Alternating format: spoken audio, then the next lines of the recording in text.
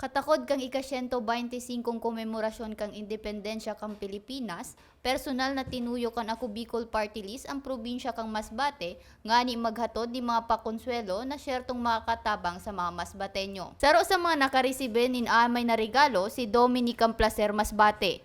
May kaninan si Dominic sa paglakaw. Skateboard ang gamit niya, ngani dawa pa paano makahiro-hiro. Alagad huli sa espuersos kan ako Bicol Party List, ang dating skateboard ngunya naribayan na ning wheelchair. Salamat kay gibigyan ko ni Robinson. Thank you po.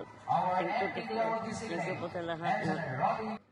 Apwera sa wheelchair mission, formal naman na binuksan ang pinaka-enot na service center digdi kang partido na pigpapasalamat man ni Placer Mayor Eusebio Dumuran Jr. So, unang-una, before the Ako Bicol nagpunta dito na andito talaga nagbisita. Actual si Kong Bungalon nagpunta dito sa Municipality of Placer. Nararamdaman na namin yung tulong sa dahil doon sa inspection ng 4 na barangay na binigyan sa Ako Bicol ng solar water system. Sigun kay Congressman Attorney Jill Bungalon, apwera ka mga nasabing asistensya na ipighatod ngunyan kang partido sa Masbate, kadakul pa sa indang programa, arog kan sa edukasyon, agrikultura, infrastruktura, salud at sinibapa. So, asahan po ninyo na inyong pong lingkod si Congressman Jill Bungalon, kasama po si Congressman Zaldico, ay inyong pong dalawang representante sa Kongreso, ay hindi po kami nagpapabaya.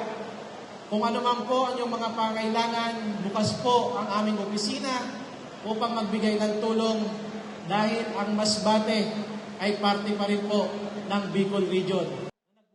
Mientras tanto, naging Huésped de Honor man sa sarong pagtiripon sa syudad ni Masbate si Kongresista Bungalon na ipigpapasalamat man ni Masbate Mayor Socrates Tuason.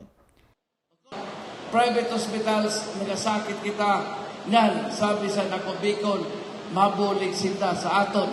Hindi ko lang sabihin ko pero an amount, ang maximum. Pero sabihin ko na, hasta 50,000 private hospitals, mabulig sila sa aton. Para sa mga baretang tatak Bicol, May Arango.